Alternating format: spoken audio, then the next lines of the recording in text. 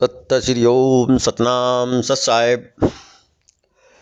हे सत्संग प्रेमियों, हे साध संगत, आज का जो सत्संग प्रवचन का प्रकरण है वह कबीर बीजक से पंचम प्रकरण कहरा है। और आज हम कहरा नंबर 1 के बारे में चर्चा करेंगे, उसको सुनाएंगे। कबीर बीजक बहुत ही अनमोल कृति है। आप जितनी बार इसको सुनेंगे, पढ़ेंगे, कुछ नया ही महसूस होता है। तो साध संगत, चलते हैं कबीर बीजक का कहरा 1। सहज ध्यान रहू, सहज ध्यान रहू, गुरु के वचन समाई हो। मैली सृष्टि चिराचित राखों, रहूं दृष्टि लो लाई हो। जस दुख देख रहू यह ओसर, अस सुख हो ये पाए हो। अस सुख हो ये पाए हो, जो खुटकार बेगी नहीं लागे। हृदय निवारो कोलू हो, मुक्ति की डोरी गाढ़ जन खोचो। तब वे जय बड़ हो रोऊ हो।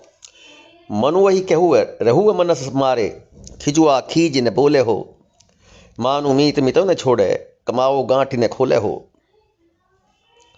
भोगौ भोग मुक्ति जनि भूलऊ, योग युक्ति तन साधऊ हो। जो ये भांति करहूँ मतवलिया, तामत को चित बांधई हो। नहीं तो ठाकुर है अति दारुण, करहें चाल कुचाली हो।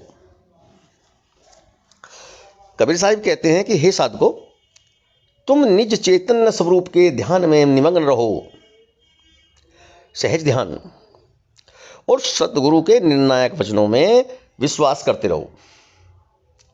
संसार रूपी समुद्र में डूबे हुए इस चंचल मन को वश में रखकर सदैव अपने लक्ष्य के प्रति सतर्क रहो। साधना के प्रारंभ में उत्पन्न साधारण कष्टों को सहन कर लोगे तो स्वरूपी स्थिति में सहज ध्यान प्राप्त होने पर तुम्हें सच्चा सुख अवश्य प्राप्त होगा।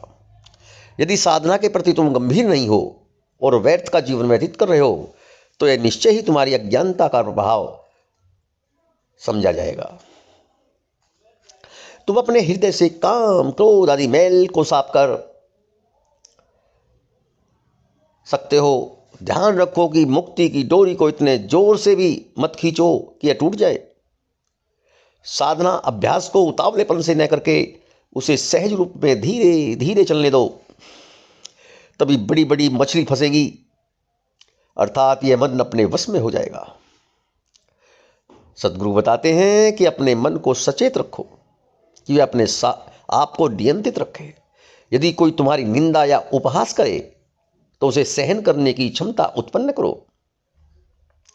अर्थात किसी के उकसाने पर भी शांत रहो।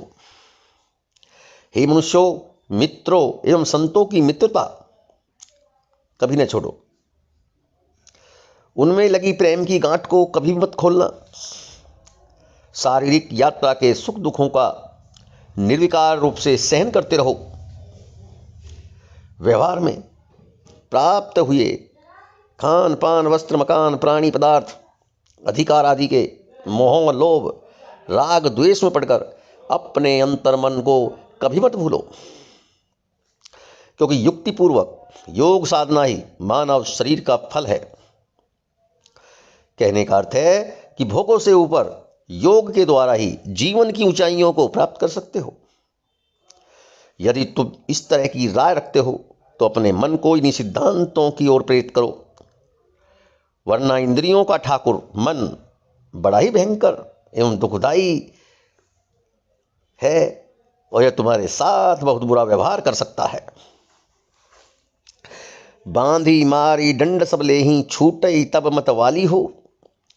जब ही सावत आनी पहुँचे, पीठ साटी भल टूटई हो।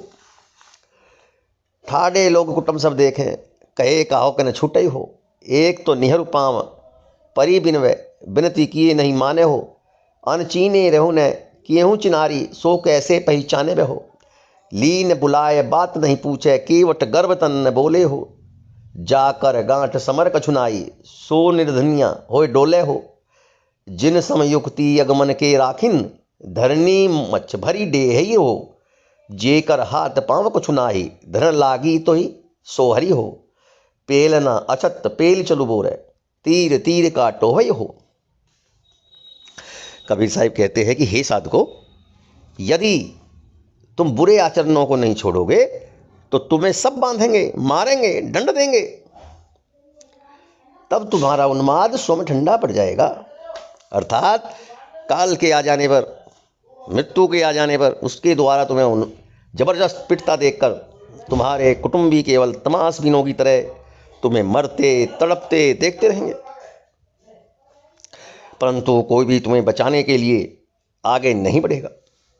तुम्हारे संबंधी, मित्रता आदि रो रो कर अनेक प्रकार से काल बलि से प्रार्थना करते रहेंगे कि तुम्हें छोड़ दे, परंतु काल बलि किसी की विनती पर ध्यान नहीं देगा। तुम भी जीवन भर सत्य को झूठ मानते रहे हो और अपनी आत्मा तथा वासनादि बंधनों के परिचय की कोशिश ही नहीं की, तो मृत्यु के समय इन विषयों को कैसे समझ पाओगे, अर्थात अपना उद्धार कैसे कर पाओगे। यमराज तो किसी से वार्तालाप ही नहीं करते, कठोरता पूर्वक अपना कार्य करते हुए तुम्हें बुला देते हैं। तुम तो जीवन भर भवतारक गुरु तथा साधु संतों के चक्कर में पड़ रहे तथा असत्य अहंकार रूपी खाली गठरी को लिए घूमते रहे। जिस गठरी में उत्तम कर्मों का फल नहीं है, उसे लेकर गरीब बने भूखे प्यासे भटकते रहने से क्या लाभ होगा। चतुर साधक पहले से ही सज्जन विचार रखते हैं और काम क्रोध आदि को वश में करके अपने हृदय रूपी झोली में सत्कर्म रूपी धन जमा करके रखते हैं।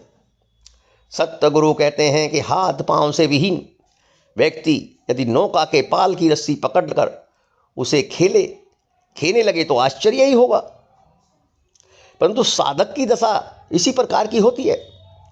वह बाहर से अंकीचन एवं असहाय दिखते हुए भी जीवन रूपी नौका के पाल की रस्सी अपने हाथों में रखकर उसे पार लगा देता है और महान व्यक्ति बन जाता है।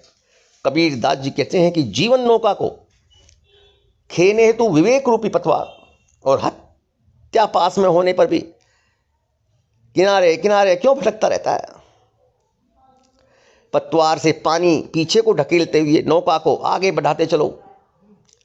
विवेक से समस्त वासनाओं को दूर करते हुए अपनी जीवन कल्याणकारी कार्यों में संलग्न रहो। उथले रहो परो जनी गहिरे मति आताओं की खोए हो। तर के घाम ऊपर के भूरी छाए कतौ नहीं पायो हो। ऐसी नहीं जानी पसीजों सीजों कसने छतुरिया छाया हो। जो कछु खेड़ किहूँ सो किहूँ बौरी खेड़ कस रोई होइयो।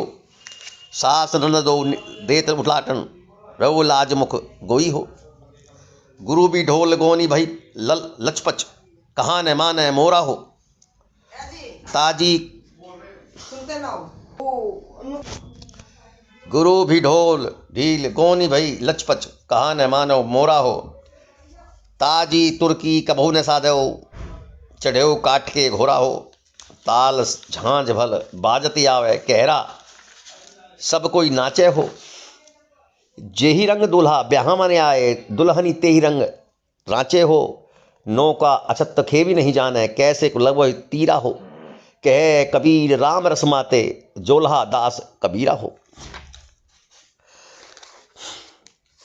कबीर साहिब कहते हैं कि हे साधक, यदि तुम पार नहीं जा सकते तो उथले पानी में ही रहो, गहरे पानी में मत जाओ। अपने हाथ की वस्तु को भी मत खो, जिंदगी को भी बर्बाद मत करो। अर्थात यदि तुम्हें मुक्ति प्राप्त नहीं हुई तो कम से कम दुष्कर्मों ने पढ़कर सत्कर्मी ही बने रहो। हे मनुष्य, तुम तो भीतर की मन स्ताप रूपी धूप और बाहर के प्राणी पदार्थ तथा शरीर जनित उपद्रव रूपी बालों से तपते रहे, अर्थात तुम्हें बाहर भीतर कहीं भी शीतलता तथा शांति रूपी छाया नहीं मिली, और दुनिया की दुख रूपी गर्मी तुम्हें हमेशा ही जलाती रही। जानकर भी तुम ऐसे तापों में जलते रहे तथा उससे बचने के लिए विवेक रूपी छत का निर्माण न कर सके। अज्ञानता के कारण तुमने अभी तक जो भी खोटे काम किए, परंतु अब भूल चूक न करना और दुखद खेल बंद कर दो, क्योंकि तुम्हारी मनोवर्ती रूपी बहू को संशय रूपी सास तथा कुमति रूपी ननंद मिलकर जला रही हैं। तुम किंकर्तव्य विमूढ़ होकर खड़े हो।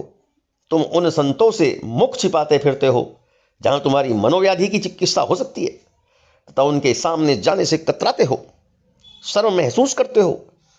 तुम तो ऐसा करते करते बरसात में रखी हुई गुड़ की बोरी की तरह लपचप और ढीले हो गए हो, अर्थात तुम्हें बुढ़ापे ने घेर लिया है, किंतु तुमने मेरी चेतावनी की ओर ध्यान नहीं दिया। जीवन भर काट की घोड़ी पर बैठे रहे तथा तेज तर्रार ताजी तुर्की घोड़े को नहीं अजमाया, अर्थात देहाभिमान में डूबे रहकर विवेक वैराग्य रूपी आश्रय भी छोड़ दिया। यदि थोड़ा बहुत धर्म के क्षेत्र में आगे बढ़े भी तो देह अभिमान संयुक्त रागात्मिका भक्ति को ही किया, अर्थात स्वयं को पत्नी या दास मानकर बाहर पति या स्वामी खोजते रहे। कहारों के यहाँ विवाह में ताल झांझ हुड़मुक आदि वाद्य यंत्र बजाते हुए बारात आती है और सभी कहार मिलकर नाचने लगते हैं। दुल्हन भी दूल्हे के ही राग रंग में प्रस्तुत होने के लिए तैयार रहती है। दूसरे शब्द विरही जीव स्वयं को पत्नी एवं कल्पित देवताओं को पति मानकर गाकर नाचकर बाजा बजाकर कल्पित दूल्हे को रिझाने हेतु उतावले रहते हैं, और दूल्हे के भाव की ही दुल्हन अर्थात देवता की इच्छा अनुरूप बनकर भक्त संबंध जोड़ने के लिए व्याकुल रहते हैं। यह सब काट के बड़े घोड़े पर चढ़कर समुद्र को पार करने जैसा ही है। मानव शरीर रूपी नौका होते हुए भी अज्ञानतावश अर्थात उसे खेने का ढंग न मालूम होने के कारण भवसागर दुर्गम दिखाई देता है। कबीर साहिब कहते हैं कि जुल्हा तो स्वरूप स्थिति रूपी राम रस में डूबा हुआ है, और मेरे विचार में यही जीवन व्यतीत करने का सबसे उत्तम ढंग है। आज का प्रसंग यहीं विराम लेते हैं और कल कहरा 2 का वर्णन करेंगे। तब तक के लिए सतनाम।